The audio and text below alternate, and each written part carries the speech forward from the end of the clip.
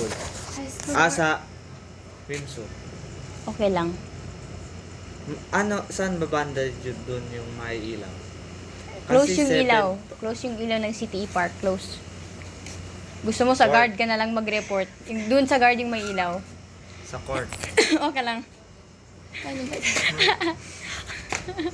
Okay lang yan. Parang Sama parang kasi, ano ba di ba? yun? Hindi, parang ano ba yun? Parang effort na yun. Kasi sa may nakakatakot yung story na gigisama Hindi, yun. something parang ini-investigate ako. Sige na. Parang nahuli. Ganyan, no? Gote summary. Tapos, parang mas maganda. Sige na, parang... Tapos nag-note sa'yo, napaka-creative man talaga ng he was just... Jun. Sorry. Napakadilim. Okay lang yan. Basta magsabay na lang tayo mag-ano.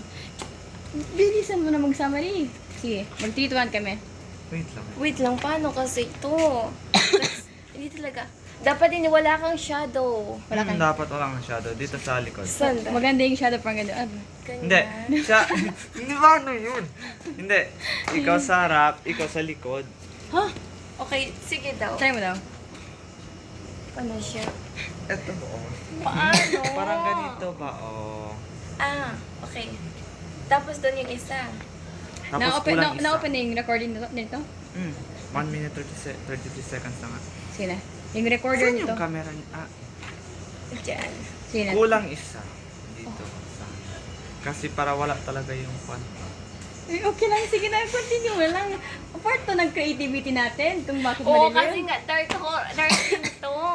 You can do it.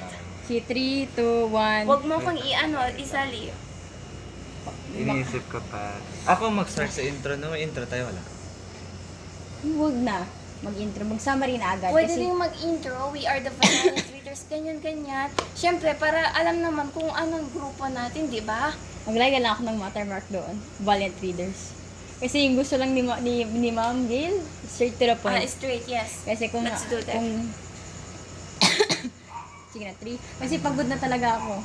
As in. 3 to 1. I'm sorry.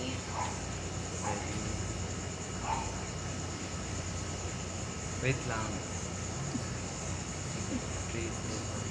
Hi ma'am, I'm Cyrus Amargon from the group Valiant Readers, and today I'm going to discuss the summary about The Telltale Heart from Edgar Allan Poe. Well, I think you already know. Pwede mo pala kasi yung boses mo. Okay na yun, na. And I think that... Hindi kasi naka-istorbo tayo sa mga tao dito. Ano po siya? Hindi mo iniisip yan? Okay, sila po. I don't know.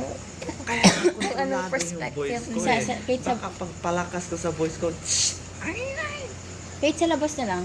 Gusto mo. Labas na tayo bullshit. Saan ba maliwanag? Parang...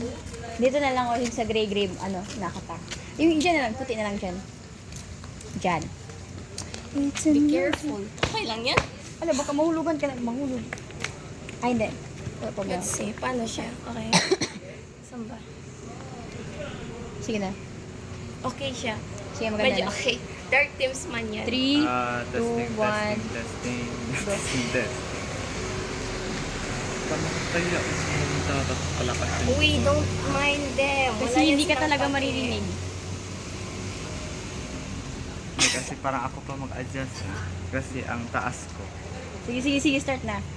Can do Hi it. ma'am, my name is Cyrus Amargon from the group The Valiant Readers, and today I will discuss to you the brief summary of The Telltale Heart written by Edgar Allan Poe.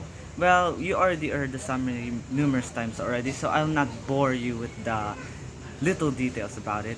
The tale follows the story of the narrator who's suffering from a mental illness while explaining or narrating to us how he commits. Maliin pa to explain ko. Wait ka pa kasi masakit pala yung kamay ko as in.